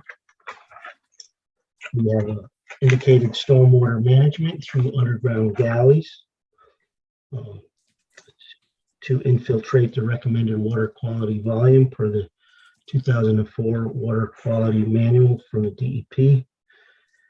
The house is within a flood zone and will be built in accordance with the FEMA requirements. I believe you have a site plan also, Mary Rose, if you want to. So the house is more or less in line with the other houses that front along the Long Island Sound. The driveway enters from Smith Avenue. We have an anti-tracking pad there. It is within a flood zone. The ground floor is a garage as well as storage. There's no living quarters on the ground floor.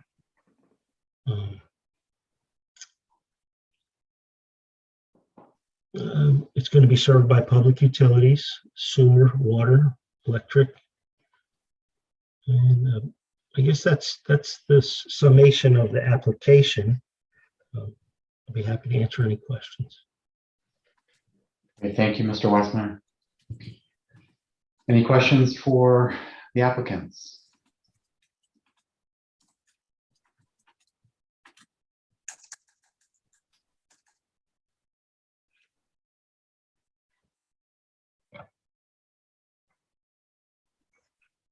Any thoughts? Any additional information needed? Mr. Munson? Just wondering, is the footprint of this house more or less what the footprint of the original, the other house, I guess the original house was? I would have to go back and look at some older city aerials because the house was demolished the first time I arrived at this property. It's a typical single family house, 43 feet wide by 40 feet long at its widest and deepest. So it's consistent with most of the houses along the shoreline.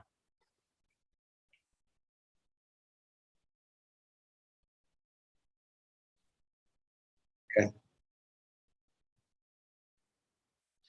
On the Galley system, if you go back to the map that we were looking at, just a quick, Ron, could you just take us through the stormwater drain? Sure. So the stormwater galleys were sized based upon the water quality volume as outlined by the 2004 Water Quality Design Manual. We're going to connect the roof galleys to the roof leaders to the underground galleys. We've also directed the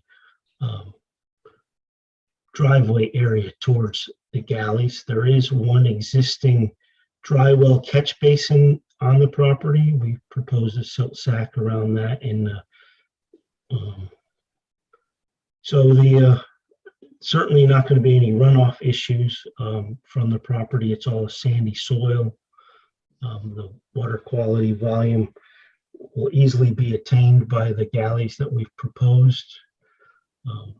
Thank you. Okay. And in the event that there is some large storm, it's a gently topography. The water would run off of the retaining wall into Long Island Sound. All right. Commissioner Tryon? Yes, I just have a question about the concrete patio.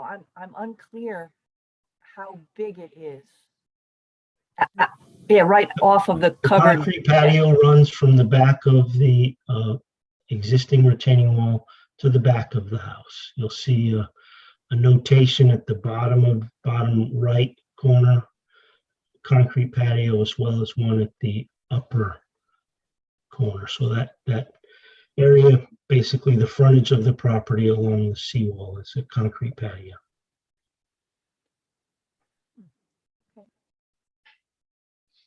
The other areas where it's not either driveway or house would be landscaped with grass and I'm sure some shrubs and landscaping at the discretion of the homeowner. Thank you, Commissioner Watson, Mr. Watson. Okay. Just anything, Philip or Christina Krebs, that you want to add? Do you want to state anything for the record? No, I think Ron pretty much covered it. Thank you. Okay. If you could just state your name for the record, just. Yes, Philip Krebs and Christina Krebs. Okay. And you're the homeowners? Correct? Yes, homeowners. Thank you. Okay. Very good. Mayor Rose, any additional considerations that you can think of? No, I think similar to the last plan, the items have been covered that are typically covered to prevent any erosion or impacts to the resources. Yeah. How about construction considerations? There's no soil being removed, right? So there would be soil removed, but the protocol is to take this off site. So to have the soil removed from site, or show the stockpile and where that's going to be and that it's protected. The lot sizes in this area, typically the builders will remove the stockpile, as the previous two homeowners stated, simply because there isn't room to move to work to build a home with the pile on the site. That's the plan, Mr. Wassmer. Is that the plan? Correct. There's no need to stockpile any soil on this property. The excavation will be minimal because the foundation is a slab on grade, so they'll be excavating a small strip for a footing and then backfilling that. So there's not a foundation or I should say a basement that needs to be excavated. There's no hills or anything that need to be removed, so there's minimal amount of excavation required. Okay. Thank you.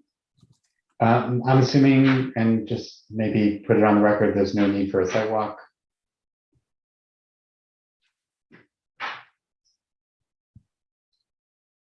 I would agree that there's no reason for a sidewalk. Yeah, I don't see where we need one either. Okay. Very good. Unless there's any other information, we could close this agenda item and see you guys in 2 weeks at the next meeting. I do have a question. This was more of a casual conversation between Mary Rose and myself, and I think in the recent past, or up until recently, applications that didn't have wetlands were approved by staff or the chairman. We're anxious to get in front of the Planning and Zoning Commission, which is coming up. So we'll miss that meeting by your next meeting because you're on Wednesday and they're on Tuesday. Is there a change in policy that these plans have to come to the commission at this point? Mary Rose, do you want to take that? The area of review is too close. The agency has consistently been anything from 0 to 30 feet away is reviewed by the commission. Anything between 30 and 50 feet can be reviewed by the chair and staff and potentially signed off or go in front of the commission. Area that's greater than 50 feet away can be signed off by staff. Statutorily, staff can only sign off if there's no significant impact to the wetland or resources. But the agency has structured it this way so that people aren't just handing out approvals. So you want to be sure if you're getting an approval or that approval is being given, that the agency has reviewed it, because the statutory authority is through the commission.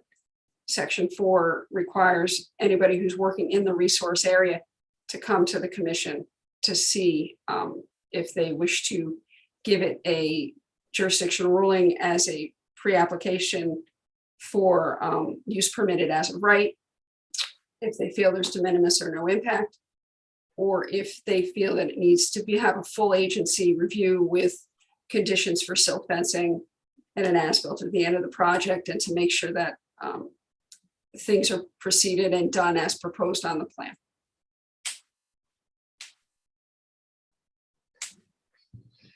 Okay, so it's a dimensional thing. The 30 feet is your,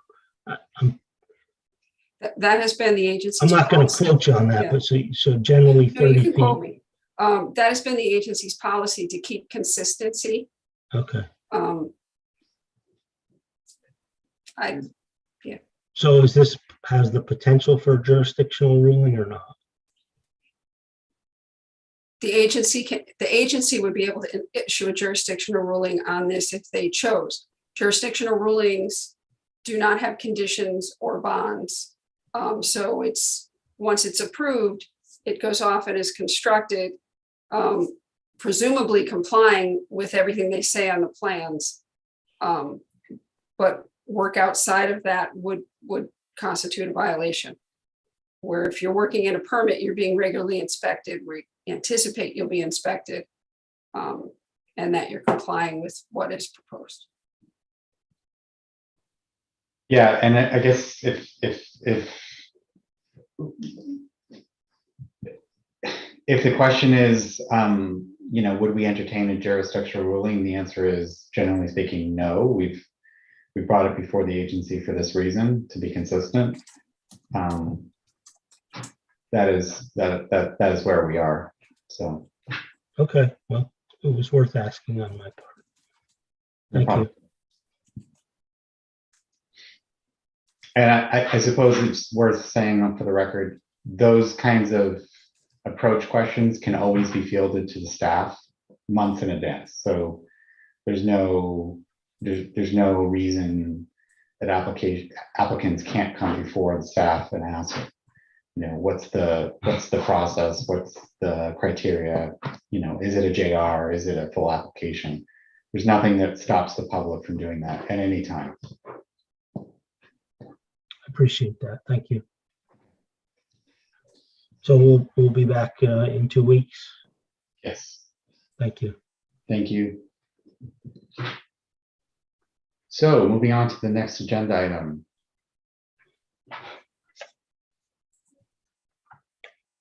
Mary Rose. I'm sorry. There we go. I thought it was the consideration of the minutes, and I was right. So Right. Do we have a motion to approve the minutes as previously distributed from the last regular meeting held? So moved. I'll second that. Motion's been made and seconded. Any discussion on the motion? Hearing none, all in favor? Aye. Aye. Any opposed? Any abstains? Hearing none. Okay, motion carries. Mayor Rose, do you want to just do a brief, abbreviated, a very, very brief staff report? Great. My staff report is in the notes that were sent out to you this afternoon. I just want to welcome everybody. Please read the notes. TAF did email you the annual reminders on ethics, past correspondence from the city attorney's office about ex parte communication and individual research by commissioners. Everything you talk about and discuss and base your decision on for an application has to be what is presented before the board. That's what keeps all of us safe. It keeps the agency safe. If you're acting outside the umbrella of the agency, you're acting outside the umbrella of the city's protection. Training is not yet up and running. They keep saying soon, it's not here yet. There are links in the notes that I sent you to the DEP training page. And there's also something called the Yukon Land Use Academy, which is very good education for commissioners, and we're very lucky to have that online. Joe has asked me to, and the mayor has asked him to notify all our commissioners that the ethics, FOIA, and public meetings educational session webinar of the Connecticut Conference of Municipalities will be held Thursday, the 20th. It's 1 to 3 in the afternoon. It is a webinar. If you'd like to go, there's a click in the notes, and I'll email that out tomorrow. So you can register. The city is a member of CCM, so that is covered. The costs are covered. I don't know that some commissioner synopsis sheets have changed, but I will send them out if you can update them for me. I want to make sure I have your correct email and phone numbers. And if you prefer paper plans, please let Taft or I know so that we can have them created for you and delivered to you. Other than that, status of all sites are in the plans. Thank you, Mary Rose. I definitely want to emphasize the attendance of the FOIA session in public meetings. That's highly useful, especially in today's virtual world that we are operating in, where everyone's on camera. It is important as an agency, as we deliberate, that we hold a decorum and that we're not voicing our opinion through our emotions, and that we're listening to the applicants and taking in their information, and then we go into our deliberation session. So just invite everybody to keep that in mind. As far as the chair's report, welcome back to everybody that got reappointed. As I said earlier, it's great to have the continued service. It's important as we begin the start of the year to refresh your recollection of the statutory regulations, right? The criteria for making decisions.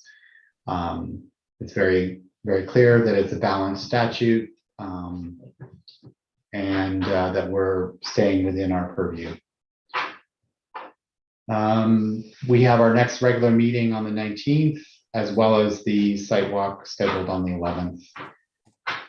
Thank you again for the participation this evening. Do I hear a motion to adjourn? I'll make that. I'll second that. The motion's been made and seconded. All in favor? Aye. Bye. Opposed? Thank you, everyone. Have a good evening. Have a great night. Thank you, Happy New everybody. Year.